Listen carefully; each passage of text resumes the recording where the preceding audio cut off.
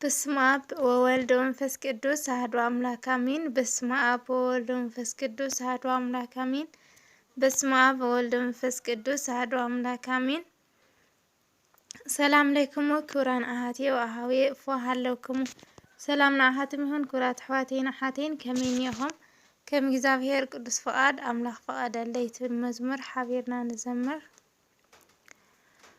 አምላክ ፈቀደለይ ክነብር ኣብ ቤትካ ከምዝ ፈቀድካሎም ንጻድቃን ባሮትካ ብፍጹም ክመስሎም ነቶም ቅዱሳንካ ብፍጹም ክመስሎም ነቶም ቅዱሳንካ አምላክ ፈቀደለይ ክነብር ኣብ ቤትካ ከምዝ ፈቀድካሎም ንጻድቃን ባሮትካ ብፍጹም ክመስሎም ነቶም ቅዱሳንካ ብፍጹም ክመስሎም ነቶም ቅዱሳንካ ከመስግነካየ ኣብ መላእ ህይወተይ ክውድሰካየ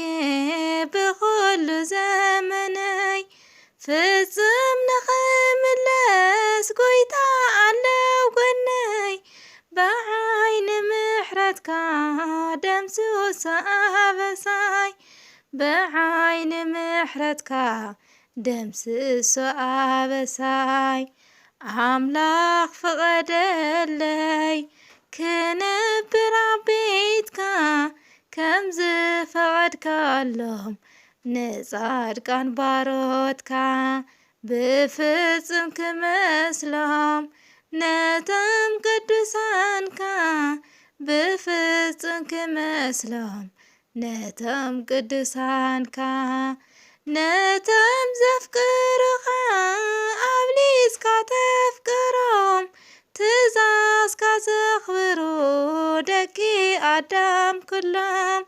ተበጊሰለኹ ኣነ እውን ክስዕቦም ጸጋኻ ሃበኒ ክስዕብ ኣሰሮም ጸጋኻ ሃበኒ ክስዕብ ኣሰሮም አምላክ ፈቀደለይ ክነብር ኣብ ቤትካ ከምዝ ፈቀድካሎም ንጻድቃን ባሮትካ ብፍጹም ክመስሎም ነቶም ቅዱሳንካ ብፍጹም ክመስሎም ነቶም ቅዱሳንካ ብሂገ ኣለኹ ብምሕረትካ ሰናይ ፍጹም ከይጸብጸብካ ንኸይበደለይ ጎይታይ ሓብረኒ ናይ ህይወት መንገደይ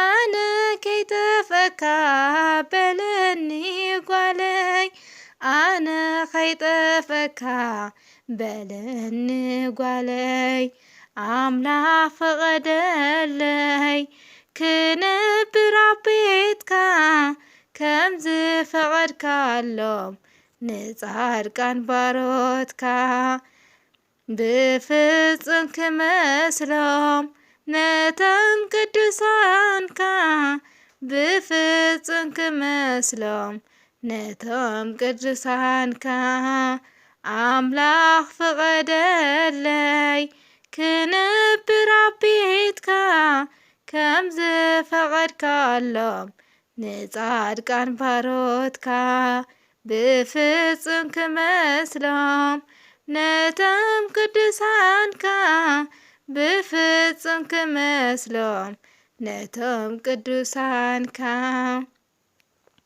አሜን። እግዚአብሔር አምላክ ይፍቀደና። ወስብሐት ለእግዚአብሔር ወለወላዲቱ ድንግል ወለመስቀሉ ክቡር አሜን።